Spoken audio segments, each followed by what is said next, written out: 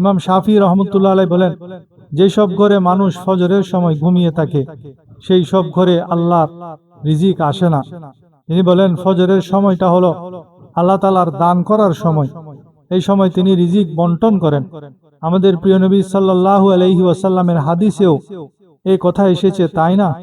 তাহাজ্জুদের সময় আল্লাহ তাআলা তার শান অনুযায়ী প্রথম আসমানে বিশেষ রহমত নিয়ে অবতীর্ণ হন। তাহাজ্জুদের সময় তিনি ডাক দিয়ে বলেন, কার কি চাওয়ার আছে চাও, আমি তোমাদের দান করব। কিন্তু আফসোস, যখন নেওয়ার সময় আসে তখন মানুষ নিজেকে গুটিয়ে বিছানার ভেতরে ঢুকে পড়ে। আমাদের সমাজে আজকাল এটাই হচ্ছে। এশার পর ছেলেমেয়েরা মোবাইল নিয়ে বসে থাকে, আর যখন তাহাজ্জুদের সময় হয় তখন তাদের চোখ বন্ধ হতে শুরু করে। তো নেওয়ার সময় তো তুমি ঘুমিয়েছিলে, এখন তোমার সমস্যার সমাধান কিভাবে হবে ভাই? যখন কোনো ব্যক্তি দান খয়রাত বন্টন করে আর কেউ যদি নিজের পেয়ালা পেছনে সরিয়ে রাখে, তবে কি সে কিছু পাবে? দাদা তো বলবে, যখন আমি বন্টন করছিলাম তখন আসা উচিত ছিল, এখন কোত্থেকে আসলে? আমি শুধু একটি উদাহরণ দিচ্ছি। তাই মনে রাখবেন, ফজরের সময় হলো আল্লাহর কাছে চাওয়ার সময়। কিন্তু মানুষের তো সারা রাত কেটে গেল গেম খেলে আর টিভি দেখে, আর যা পাওয়ার সময় ছিল তখন গিয়ে ঘুমিয়ে পড়লে তো বরকত কিভাবে আসবে? সকালে উঠে তো মানুষের দ্বারে দ্বারে চেয়ে দেখেছ কত অপমান আর ইজ্জত নষ্ট হয়েছে। এবার ফজরের সময় উঠে আল্লাহর দরবারে হাত পেতে দেখো। আমার রসুল পাক সাল্লাল্লাহু আলাইহি ওয়াসাল্লাম বলেছেন, আল্লাহ তাআলা ফরমান, বান্দা যখন আমার সামনে হাত পাতে তখন তাকে খালি হাতে ফিরিয়ে দিতে আমার লজ্জা লাগে। আপনারা ঘরে গিয়ে সূরা তালাকের 2 এবং 3 নম্বর আয়াত তেলাওয়াত করবেন। মহান আল্লাহ তাআলা পথ বের করে দেওয়ার ওয়াদা করেছেন। তিনি বলেছেন, তুমি যদি আল্লাহকে ভয় করো তবে আল্লাহ তোমাকে প্রতিটি কঠিন পরিস্থিতি থেকে বের হওয়ার রাস্তা তৈরি করে দেবেন। কোরআন মজিদের এই বাণী কত যে চমৎকার! আমরা হাজার হাজার বার এর প্রমাণ পেয়েছি।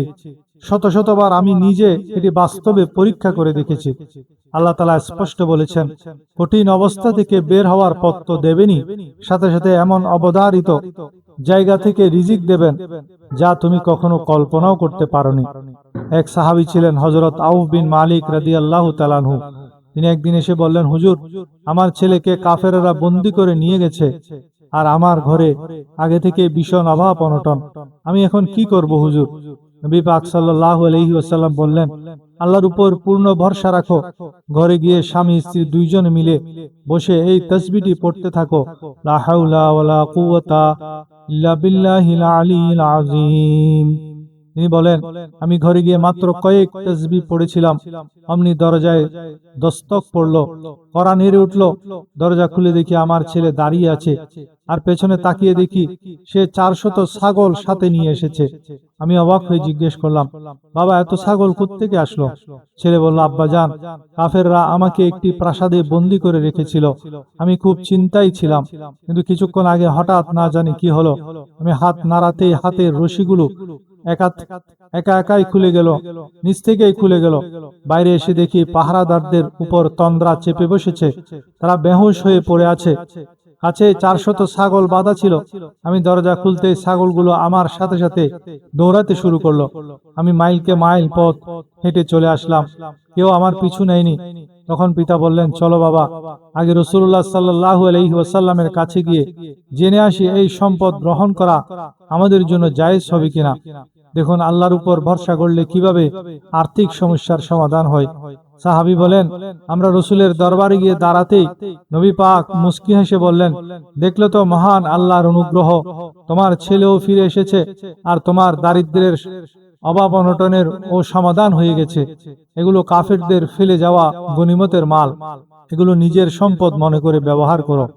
আপনারা যদি লা হাওলা ওয়ালা কুওয়াতা ইল্লা বিল্লাহিল আলিয়্যিল আযীম পড়েন, তবে ইনশাআল্লাহ রিজিক অবশ্যই বৃদ্ধি পাবে।